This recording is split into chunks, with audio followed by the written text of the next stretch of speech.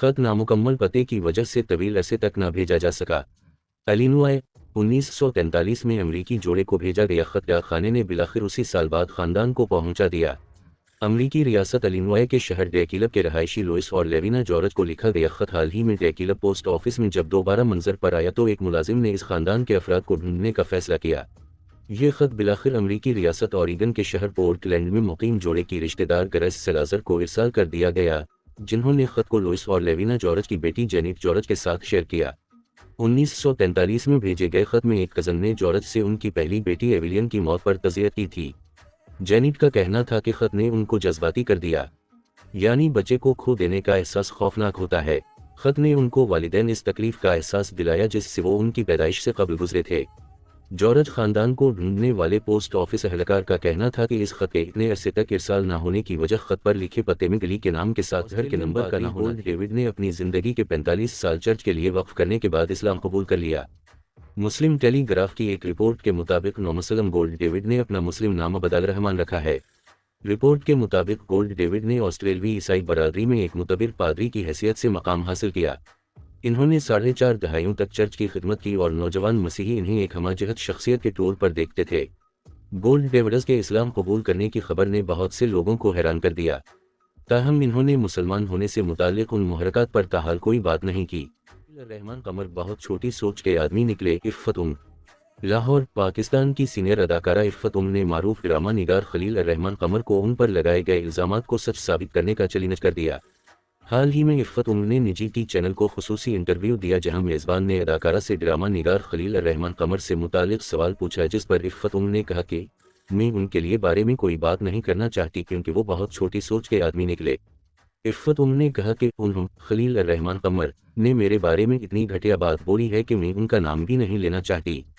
अदाकारा ने कहा कि मैंने कभी खलील रहमान कमर की ज़ात पर कोई बात नहीं की, मुझे उनकी सिर्फ इस बात से इख्तिलाफ था कि उन्होंने नेशनल टेलीविज़न पर बैठकर गालियां दी, और मेरा ये इख्तिलाफ इसलिए नहीं था कि उन्होंने किसी औरत को गालियां दी, बल्कि अगर वो किसी मर्द को भी इस तरह गालियां देते तो इस सूरत में भी मेरा रद्दअमल यही होना था, क्योंकि कोई भी शख्स नेशनल टेलीविज़न पर बैठकर किसी को गाली नहीं दे सकता।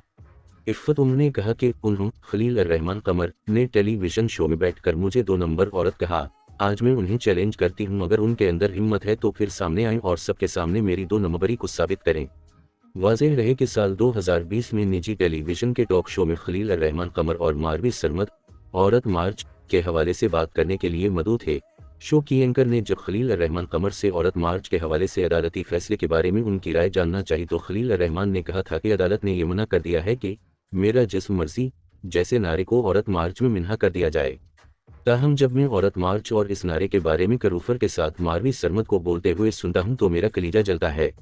मारवी सरमद ने यहां खलील रहमान की बात काटने की कोशिश की तो खलील रहमान कमर ने मारवी सरमद को कहा था, बीच में मत बोलिए। खलील रहमान के चलाने पर मारवी सरमद ने भी चलाकर कहा था, मेरा जिस्म मेरी मर्जी, और इसके बाद खलील रहमान कमर ने मारवी सरमद के साथ नाज़ेबा ज़बान इस्तेमाल की थी। इस वाक़े के बाद शोबिज़ इंडस्ट्री की कई अदाकाराओं ने खलील रहमान पर कड़ी तनकीद करते हुए उनके साथ काम करने से इनकार कर दिया था, जिनमें इफ़्फ़त भी शामिल थीं। इफ़्फ़त की तनकीद के बाद खलील रहमान कमर ने उन्हें 2 नंबर तक एक टांग पर खड़े न रहने वालों की जल्द मौत का इम्कान। कराची एक तहकीक से पता चलता है कि जो लोग एक टांग पर 10 सेकंड तक खड़े नहीं रह सकते उनका आइंदा दुहाई में मरने का इम्कान उनके साथियों के मुकाबले में ज़्यादा होता है। मुहक्किकीन ने शरका से कहा कि वो इस आसान काम को अंजाम दें जिसमें खड़े होकर अपनी एक टांग को दूसरी टांग के पीछे अटकाना और अपने बाजों को मामूल की हालत में रखना शामिल है। मुताला के दौरान वो लोग जो कम अज़ कम 10 सेकंड तक इस पोजीशन पर कायम नहीं रह सके उनके मरने का इम्कान 84% ज़्यादा होता है इन लोगों के मुकाबले में जो इस पोजीशन पर कामयाबी से बरकरार रहे। साइंसदानों ने मशवरा दिया कि तवाज़ुन बरकरार रखने के लिए मुश्किल पेश आना पठों के नुकसान की अलामत हो सकती है, जिससे बूढ़े लोगों को गिरने का खतरा बढ़ जाता है। एक अंदाजे के मुताबिक दुनिया भर में सालाना 6,84,000 अफराद की मौत गिरने से होती है या वो दीगर मुतअद्दिद पेचीदगियों का शिकार हो जाते हैं, जिसका अंजाम बिलाखिर मौत की सूरत में निकलता है।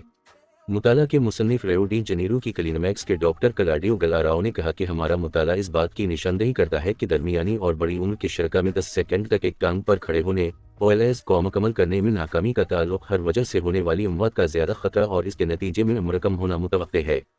इन्होंने और उनकी टीम ने 51 से 75 साल की उम्र के 1702 मर्दों और औरतों का मुताला किया। ان میں سے 348 کامیابی سے 10 سیکنڈ تک ایک ٹانگ پر کھڑے نہیں ہو سکے، ان میں سے زیادہ تر 70 سال سے زیادہ عمر کے اور جن کا وزن زیادہ تھا یا انہیں ذیابیطس تھی شامل تھے۔ اس کے بعد محققین نے 2008 اور 2020 کے درمیان اوسطاً 7 سال تک ہر فرد کو ٹریک کیا۔ مجموعی طور پر 123 افراد کا انتقال ہو گیا، جن میں 4.6% اموات اس گروپ میں ہوئیں جو توازن قائم کر سکتے تھے، اور 17.5% جو نہیں کر سکتے تھے۔ یہاں تک کہ جب عمر، جنس، باڈی ماس انڈیکس، موٹاپا اور دیگر صحت کی حالتوں کا حساب کتاب کیا جائے تب بھی دوسرے گروہ میں اموات کہیں زیادہ تھیں۔ سانس کے مسائل اور کووڈ کے بعد امراض قلب اور کینسر موت کی سب سے عام وجہ تھی۔ مصنفین کو امید ہے کہ قابل ذکر طور پر محفوظ و لوک سبھا ٹیسٹ کو صحت کے معائنے کے حصے کے طور پر متعارف کرایا جائے گا اور مریض کے زندہ رہنے کی پیش گوئی کرنے میں مدد ملے گی۔ کلینیکل ایکسرسائز فزیالوجسٹ اور لانگیویٹی ہیلتھ اینڈ فٹنس، لندن کی ڈائریکٹر وکٹوریا اینڈرسن نے قبل ازیں سن ہیلتھ کو بتایا تھا کہ کسی کے توازن کو بہتر بنانے اور ان کے گرنے کے خطرے کو کم کرنے سے ان کے اسپتال میں داخلے اور کلہے کی تبدیلی جیسی بڑی سرجری کا خطرہ کم ہو سکتا ہے۔ پاکستان نے بانی پاکستان تحریک انصاف کے غیر ملکی جریدے میں آرٹیکل پر ایکشن لینے کا فیصلہ کر لیا۔ نگراں وزیر اطلاعات مرتضیٰ سولنگی نے بانی تحریک انصاف کے مضمون پر ردعمل دیتے ہوئے کہا کہ مبینہ طور پر بانی تحریک انصاف کی جانب سے تحریر آرٹیکل کے بارے میں جریدے کے ایڈیٹر کو لکھا جائے گا۔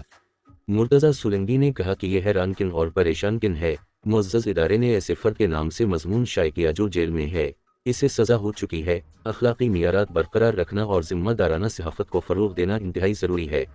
نگراں وزیر اطلاعات نے کہا کہ جاننا چاہیں گے مضمون کی اشاعت کے حوالے سے ادارتی فیصلہ کیسے کیا گیا، مواد کی قانونی حیثیت اور اعتبار کے حوالے سے کن باتوں کو مد نظر رکھا۔ مرتضیٰ سولنگی نے مزید کہا کہ کیا جریدے نے دنیا کے کسی اور حصے سے جیل میں بند سیاستدانوں کے 62 آرٹیکل شائع کیے ہیں؟ اگر جیل میں بند مجرم میڈیا کو لکھنے کے لیے آزاد ہوتے تو وہ اپنی یک طرفہ شکایات کو نشر کرنے کے لیے ہمیشہ اس موقع کا استعمال کرتے۔